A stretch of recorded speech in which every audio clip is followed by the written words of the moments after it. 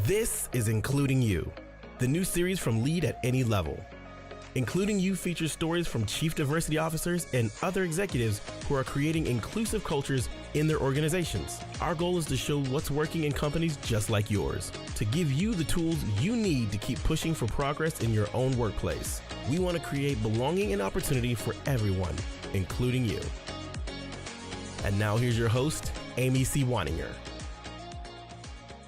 Welcome back to Including You. I'm your host, e061, the Inclusion Catalyst. My guest today is Chief Officer Karrah Herring. She's the Chief Equity, Inclusion, and Opportunity Officer for the Office of Governor Eric Holcomb in my home state of Indiana. Chief Officer Herring, welcome to the show. Thank you, Amy. I'm so excited to be here with you. Thank you for having me. It means a lot. I'm excited to talk to you because, number one, and we were talking about this before we hit record, Indiana is not necessarily on the forefront of diversity, equity, and inclusion activity. And number two, I think it might surprise people to know that our governor, our Republican governor, Governor Holcomb, has someone in the position of Chief Equity, Inclusion, and Opportunity Officer. Can you talk a little bit about why this role is so important to this administration? I just want to really give kudos to Governor Holcomb and his administration for being so forward-thinking and mindful as to create this role. They created it in 2020, and they did a very competitive search. And I actually was minding my business up in South Bend, Indiana, and got a phone call from someone who was serving with the administration, and they asked me to consider it. And once I was able to sit down with the governor and his team and hear his heart and the administration's heart for really making sure that we're serving all Hoosiers in the best way possible, all Indiana residents in the best way possible, I was sold. And so I went through the process. And I just think that in this day and age, when you're seeing so much divisiveness around DE&I and people politicizing it and using it as a talking point to get votes or as a talking point to rile people up, this administration said this is not a political thing for us. This is about quality of life. And this is about how we're serving the residents of our state in an equitable way. So let's focus on the data. Let's make sure that we're doing that. Simple as that. And I'm so appreciative for that type of leadership in our state. I am too, as someone who's lived in Indiana almost my whole life. And it's interesting to me, you mentioned serving all of the residents of Indiana. I think a lot of people outside the state don't realize the diversity within the state. We have incredibly rural communities, which is what a lot of people think of when they think of Indiana, but we also have very populated areas with a lot of unique needs. I'm thinking about Indianapolis, South Bend, Gary, Evansville, and then the Louisville suburbs of Jeffersonville, New Albany.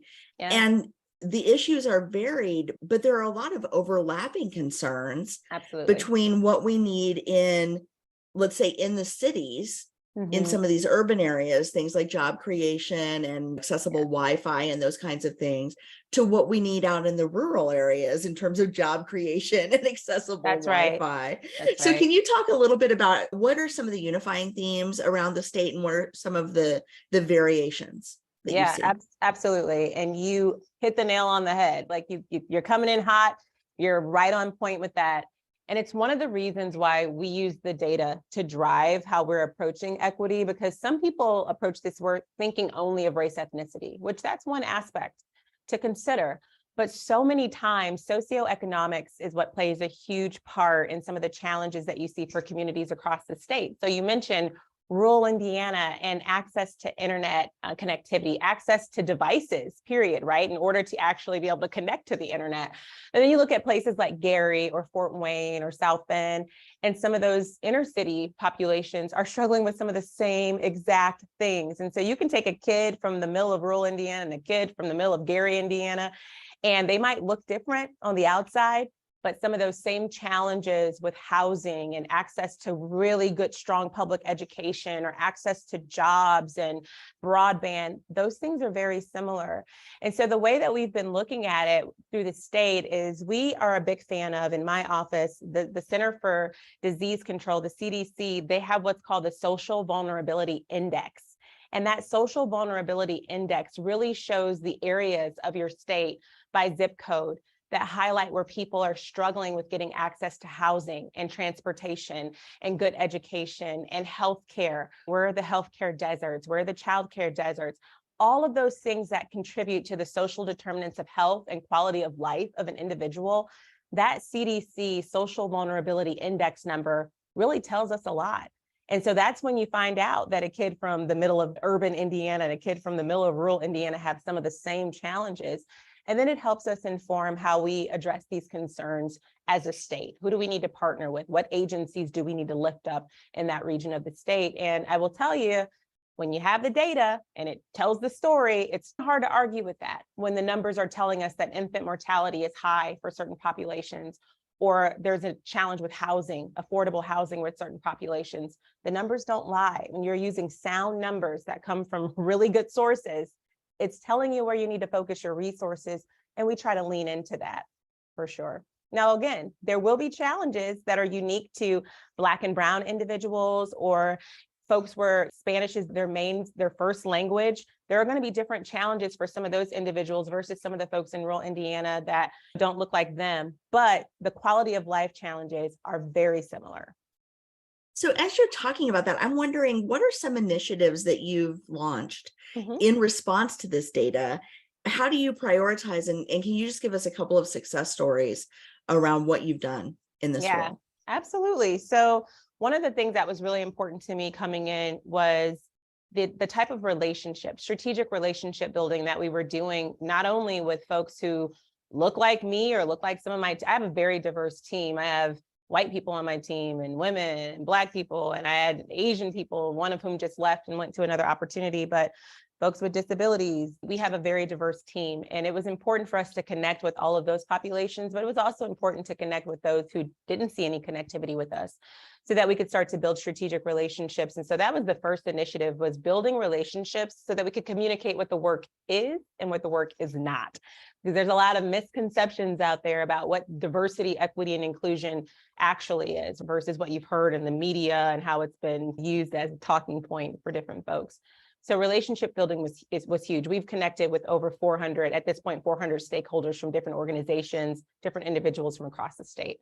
The second thing, because I have a public relations background, that's what my undergraduate degree is in. I went to law school, but PR is huge. How are we communicating this message across Indiana? So we created a session called Next Level Teams, which is really around creating a culture of inclusion by using 3 tools: constructive disagreement, compassionate listening, and civility. And that training, which is a 90-minute session, we've done that for close to 6,000 people at this point, internal to state government and some of our external partners, to talk about how do you approach this work in a way that gets a lot of diverse perspectives around the table without scaring people away.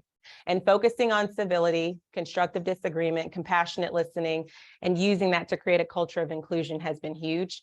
And when you have almost 6,000 people go through this and they take a post-training survey, and of those that take the post-training survey, 96% of them said everybody in the state needs to do this. This is an incredible session that really brings diverse perspectives to the table in a non-intimidating, non-threatening way.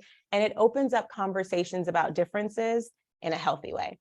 That is one of my favorite success stories of what we've been able to do over the last 2.5 years. Our employees love it, our external partners love it. But one of the other things that was important with this work for us was we have 30,000 employees in the state, right, for the state of Indiana and the executive branch. We rolled out a climate survey last year that my deputy chief for workforce engagement led. And this climate survey gave us some really important substantive data about how folks are experiencing their work life in the state of Indiana's executive branch. And then Joseph worked with those different agency heads that had all this data to create action plans to say, we heard you, we heard our employees. This is what we're going to do, whether that's starting with training or whether that's having a consultant come in, whatever that looked like for that agency.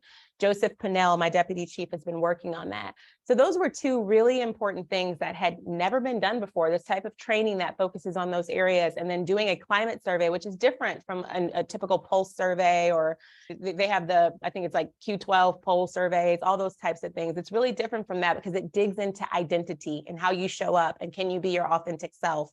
That has given us some really good data to start to run with these initiatives on how we can start to shift culture.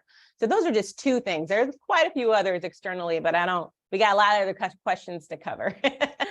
No, I appreciate that so much. And I just want to point out that if this can work in a state like Indiana, which people have a lot of ideas about the state, some of them are if it can work in a place like Indiana, it can really work anywhere.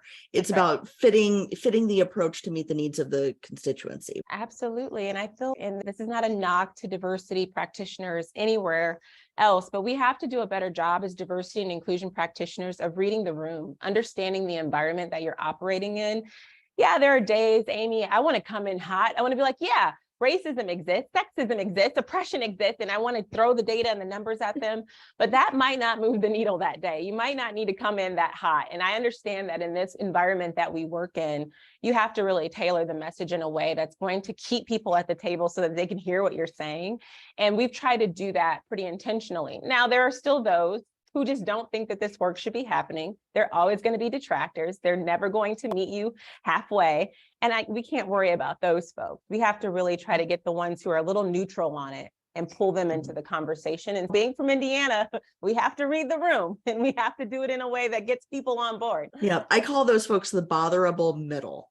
They don't see a problem, but once they see it, they're willing to take action, or they're willing to change their thinking or change their approach. And I think there are a lot of people in that botherable middle. If we can reach them in the right way. Something you said really spoke to me as a fellow practitioner, and that is that there's always this pull of people who think that you're trying to do too much, too fast, and people who don't think you're doing enough ever. Yep. And finding that balance day to day is such a challenge. It is. I think for all of us in this work, how do you deal with that? Yeah, there's a couple ways. First and foremost, I take my job very seriously, but I try really hard not to take it personally, because as diversity practitioners, when you're hearing all of this noise from the outside, it can really hurt your feelings sometimes. And you start to question yourself and the work that you're doing. And you're like, am I doing enough? Am I doing too much? That's the first thing. I just try not to take it personally. The second thing is I go back to, what was I asked to do by this administration? What did the governor ask me to do coming into this role? And I measure my success based on what my boss has said. What does my boss ask me? Have I accomplished that? Am I on track? And that really helps me to keep my eyes focused on the end game. This is what we want to accomplish as a state. And the third thing is, and I tell people this all the time, I have to have a really good core of folks around me that can help me when I have to go in and I have to really talk through some of these challenges. And I can say, do you think I'm doing enough here? And they will give me sound feedback.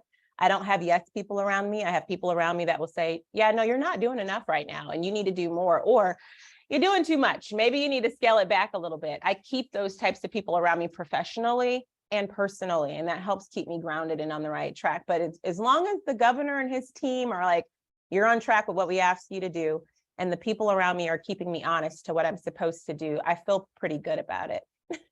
I think you should. I think you're doing some amazing stuff. I want to talk about the results of some of your initiatives. You mentioned that you had basically a 96% would recommend score from your Next Level Teams initiative. Yeah. Can you talk a little bit about the results of your climate survey? Not the findings necessarily. What were you able to do with that data? What transformation was possible? Yeah, so with our climate survey, we touched on a number of different points. It was a big undertaking, and we looked at an inclusion KPI, which just really gave us a key performance indicator of what inclusion looks like for the state of Indiana. That was at 71% overall. So we were actually doing pretty good with our inclusion overall. We looked at inclusive leadership for the state and how are our leaders creating cultures of inclusion. That was at 59%, not terrible, but not great. And that let us know that we have some opportunities here. The other thing we looked at is specifically like direct managers. What's the inclusive score for direct managers? And that was actually pretty high. It was 70%.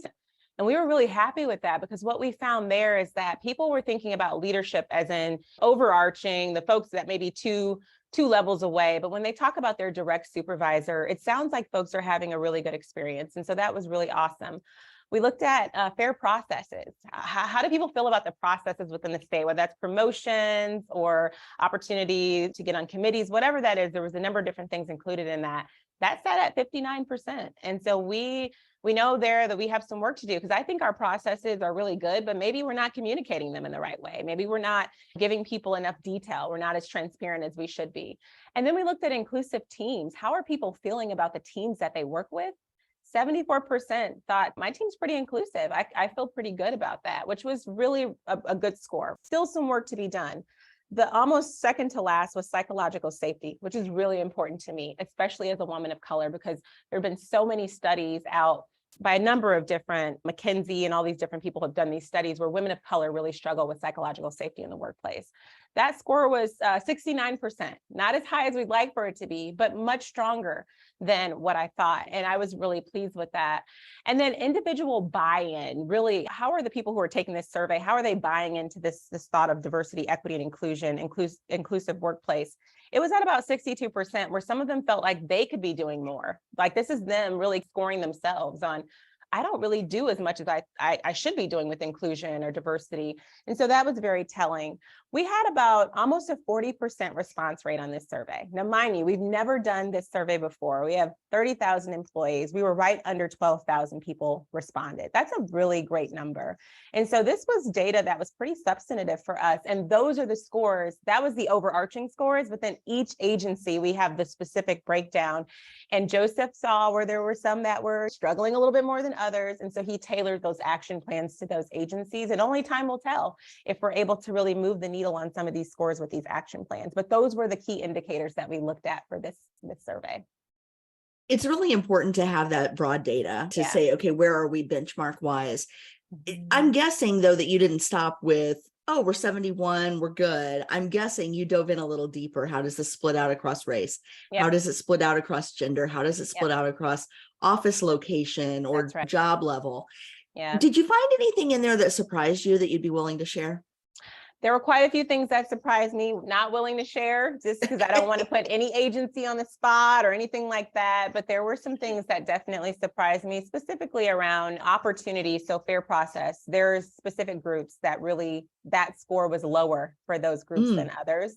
And I'm wondering, is it the way we're communicating things, or is it because visually certain people just aren't seeing themselves in these opportunities when they become available? And so we have to dig into that a little bit more in some of our agencies. I think the other thing that was surprising to me, because I feel like we do have really good inclusive leadership at the top, because I know the people at the top and I'm with the people at the top, that inclusive leadership score was low. And I was surprised at how low that was versus inclusive managers, right?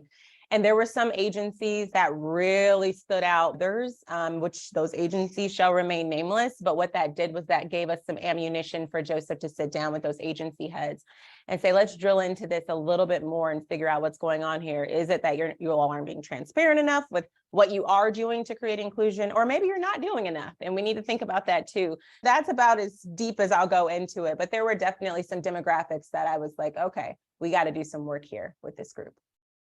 That makes total sense. Thank you for being as transparent as you can be. For sure. As I think about the work that you're doing, and I think about where we are in the state, what do you see as next in terms of the evolution of this work for the governor's office? And how do you think that might change as administrations change over time? Yeah, I'm going to be completely transparent with you. The Holcomb administration, all in on this, but I don't know who's going to be next. And I don't know what type of administration is coming in. I am concerned that this work might not continue under a new administration. And I think that would be very disappointing for our employees, but also for our partners across the state who have really partnered with us and bought into this work. We would love for there to be a continuation of this beyond the Holcomb administration. Now, I'll be very honest, I came to work for Governor Holcomb and his team. So even if a new governor wanted to continue this work, I would certainly recommend someone. And I'd love to be a part of the process of finding someone to do it, but it wouldn't be me. But I am concerned that this might not continue beyond 2024, because I don't know who the next governor is going to be. What I do know, though, is that we have ingrained this so deep into the fabric of our state agencies, many of whom will continue this work even if our team is not here, because they now see the importance of it. We've really helped them set up their own structure, so much so that almost every one of our largest top agencies now have their own DEI officer within the agency. And that happened because this role was created, this office was created. We help set the position descriptions for those agencies. So even if we go away, those positions are now embedded into those agencies, which I think is really important. So it is difficult to steer a very large ship in a new direction very quickly, but if you can put all of the right rudders in place, you can keep it on track for a very long time. Thanks. Chief Officer Herring, thank you so much for your time today. Thank you for sharing your expertise with us and giving us a little peek behind the curtain as to what's going on in our state government and my state government, not everyone that's listening, but in the state government, and how this work matters for Hoosiers and for the folks in leadership and that serve our communities. Thank you for having me. And I just want to say thank you to you for elevating this work for listeners to hear about. This work, what you're doing is critical. And those of us that are diversity practitioners in the space, we really appreciate the platform to share the really good things that are happening. So kudos and thank you to you, Amy. Thank you so much. That's so sweet. Thank you. Thanks. If you've enjoyed this episode, follow Lead at Any Level on LinkedIn and YouTube. Then join us for Including You video simulcast every Thursday at noon Eastern. Including You can also be enjoyed each week as part of the Living Corporate audio podcast series, available on all major podcast platforms. Learn more at living-corporate.com. Including You is brought to you in part by Lead at Any Level, a boutique training and consulting firm improving employee engagement and retention for companies that promote from within. Lead at Any Level. Leaders can be anywhere and should be everywhere. Learn more at leadatanylevel.com. Lead at Any Level and its logo are registered trademarks of Lead at Any Level LLC. The views and opinions of guests on our show do not necessarily reflect the positions of Lead at Any Level, Living Corporate, or the sponsors of Including You. That's it for this week's episode of Including You. Be sure to join me next week when my guest will be Sonia Thompson of Thompson Media Group.